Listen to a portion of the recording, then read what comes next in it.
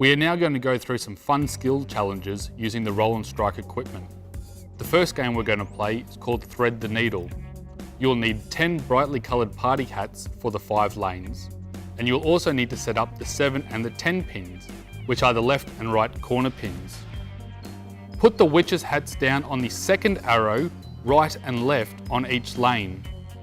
Then ask students to bowl the ball between the witches' hats, trying to hit the 7 pin on their first turn and 10 pin on their second turn.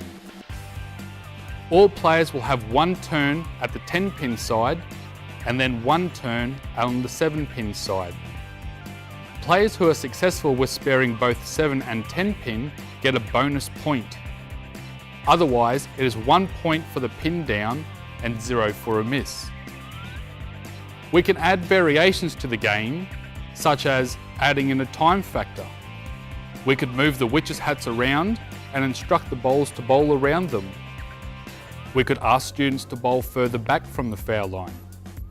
We could set up splits, for example a 3-10 or a 5-10 or a 5-7. We can decrease the difficulty by putting a mat across the lanes closer to the pins for younger bowlers. We could also provide them with a head start in points. The next game we're going to play is called Climb the Mountain. Before we begin, it's important that students are aware of how the pins are numbered. We start off with the 1 pin in position. When this is spared, we add the 2 pin, and so forth until all pins are in place. All players have 1 turn only. Sparing allows for an extra pin to be added. There is no scoring during this game. The idea is the first team to bowl a strike wins.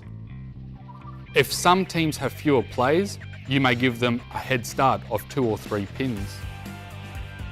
We can add variations to this game by adding time as a factor. We could provide teams with a head start, and we can ask students to bowl from further back from the foul line. We can decrease the difficulty, particularly for younger participants, by putting a mat across the lanes closer to the pins. The next game we're going to play is the opposite hand challenge. We start off with all 10 pins on each lane. We now ask bowlers to bowl with their opposite hand. All players will have 2 turns.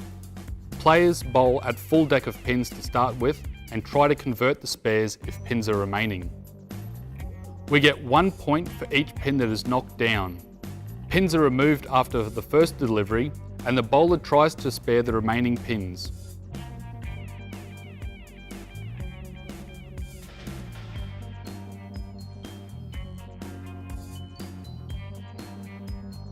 We provide a 5 bonus pins for the first team that's finished, 3 bonus pins for second team and 2 bonus pins for the third team that finishes.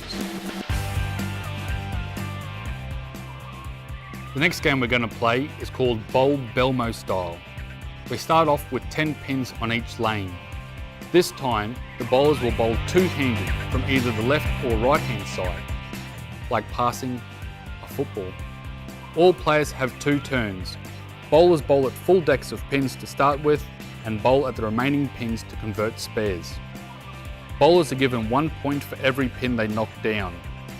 The pins are removed after the first delivery and the bowler tries to spare the remaining pins. If the bowler has a strike on their first delivery, the bowler is allowed a second shot to boost their team's score. If teams have odd numbers, we can give them a handicap or a head start.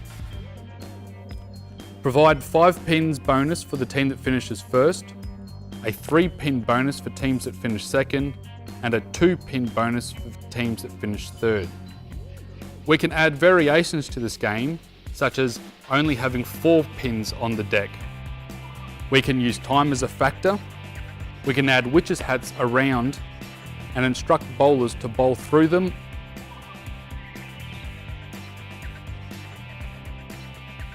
The next game we're going to play is called Pot Luck. We start off with 10 pins set up on each lane. We can either use a deck of cards with cards numbered 1 to 10, or alternatively, the teacher will call a set of pin combinations. The teacher chooses 3 pin numbers. The students then place those pins on the deck and the teams have to try and knock them down. All players have 2 turns.